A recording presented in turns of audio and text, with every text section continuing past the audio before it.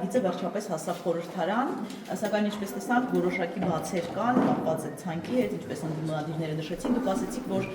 ձեր քաղաքական թիմի կամքն է, որպեսզի համընդհանուր ապահովագրություն լինի։ Ինչի հետ է կապված, որ հենց հիմա է բերվում ընտրությունների այսպես շեմին, արդյոք այս հափշտապություն կա այս Դե գիտեք, այո, ձգձգված է 90-ական թվականներից ձգձգվելով եկել հասել ենք այսօր եւ ես շատ ուրախ եմ, որ այսօրվանը հասանք ի վերջո եւ մեր խմբակցության եւ քաղաքական հանձնառություններ կառավարության ի վերջո ունենալ քաղաքակիրթ առողջապահական համակարգ, որը ըստ էության կխրախուսի առողջության պահպանումը, կխրախուսի կանխարգելումը, վախ հայտնաբերումը եւ մարդուն կտա կանխատեսելիություն եւ ֆինանսական բեռի թեթևացում։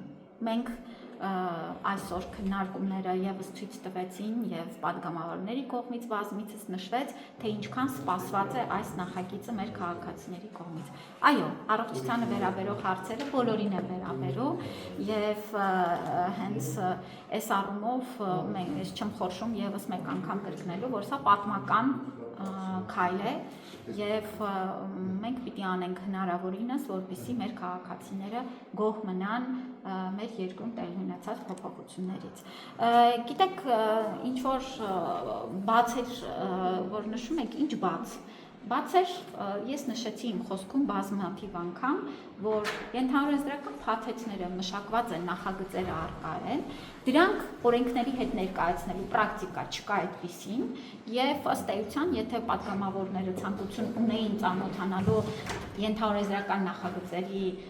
եւս կարող էին շատ հանգիստ ծանոթանալ, այստեղ որևէ խնդիր չեմ տեսնում, ցանկությունը լսեցի, որ ուզում են ծանոթանալ, հնարավորություն կստեղծեն։ Հիմա բուժծառայությունների ցանկը կոնկրետ կա, այսինքն կարող ենք մտնել եւ տեսնել ինչ ծառայություններ կան։ Դրանք նախագծային փաստաթղթեր են, չեք կարող մտնել տեսնել, նախագծերը պիտի հրապարակվեն։ Ես ասացի, որ որոշ նախագծեր օրենքի առաջին ընթերցումը, երբ որ արդեն կունենանք, որ նախագիծը օրենքի այլևս այսպես փոփոխությունների շատ բան չի ունենա, անպայման կհրապարակենք հենց նախագծի տեսքով։ Տիկին Ավանեսյան, դուք Նիկոլ Փաշինյանի հետ բոլոր պատարակներին գնում եք եւ այսօր հայտարարեց, որ Գրիգոր Լուսավորիչում այս կիրակի լինելու երեք երեկոյան մենք տեսանք արդեն հոգեվոր հայրերի սրբազանների հանդիպումը Փաշինյանի հետ։ Արդեն Փաշինյանը պատրաստվում է վերջնական փուլին, այսինքն կաթողիկոսի հեռացմանը, դուք ինչ տեղեկություններ ունեք, ինչ են քննարկել հոգեվորականների հետ։ Մենք դեռ պատրաստվում ենք Կիրակի օրը գնալ պատարագի եւ շարունակելու ենք Կիրակի օրերը գնալ պատարագի եւ սա է մեր քայլերը։ Իհարկե մենք միանշանակ դրական ենք գնահատում նաեւ մեր եպիսկոպոսների արձագանքը, որովհետեւ ըստ էության, գիտեք, եւ հանրության եւ բոլորի մոտ անհասկացողության եւ ինչ ասեմ, անազնվության եւ սրբապղծության այդ նստվածքը չի կարող վերանալ, մինչեւ որ հստակ դրան արձագանք ու պատասխան չլինի։ Եվ եկեղեցու հիմքերը խարխլող նման արատավոր երևույթներն են, որ վնասում են եկեղեցուն։ Բայց տեսեք, այնտեղ կային հոգեվորականներ, որոնց հետ կապված եւս քիչ չեն տեղեկությունները մամուլում, եւ բիզնես գործունեության հետ կապված, եւ բուսակրոնությունը խախտելու հետ կապված, ստացվում է Փաշինյանը մի մեղք գործած, ինչպես ինքն է ասում, բուսակրոնությունը խախտածով մյուսին է փորձում հեռացնել եկեղեցուն։ Գիտեք, նաեւ ուզում եմ ասել, որ հանրային ճնշումները բոլորի նկատմամբ միատեսակ պետք է լինեն։ Պահանջները միատեսակ պետք է լինեն։ Եթե դուք ունեք նման փաստեր, դուք էլ բարձրաձայն եք։ Մենք ունենք մամուլում բազմաթիվ բաներ են գրվում այդ Բա ինչու հենց ուրեմն Կտրիչ Ներսյանից չեք պահանջում, որ նույն ձեր նշած անձանց հետ կապված որևէ կարգապահական գործողություն սկսվի, ինչու չենք պահանջում։ Իհարկե պահանջում ենք։ Այստեղ որևէ տարբերակ չի կարող լինել։ Եթե մարդը խախտում է եկեղեցու կանոնները, ուրեմն պիտի դրան արձագանք լինի, անկախ նրանից ով է դա։ Իսկ կաթողիկոսի թեկնածու, այսպես ասած, որտեղ այսօր մամուլը գրել էր, որ թեկնածու եք արդեն ընտրում կաթողիկոսի։ Իսկ կա գոնե ժամկետ, վերջին փուլը երբ է մոտենալու,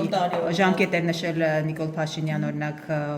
Էջմիածին Որևէ գնալու ժամկետ չի նշել։ հոգևոր վարչապետը։ հավաքի հետ կապված ժամկետներ էր Որևէ ասում ժամկետ չի նշել եւ գիտեք սա կարծում եմ շատ առողջացնող process է ընդհանուր առմամբ ես նորից եմ կրկնում հոգևոր կարիքները մարդու եւ հոգևոր նորոգումը շատ կարեւոր process է եւ պատարագին մասնակցելը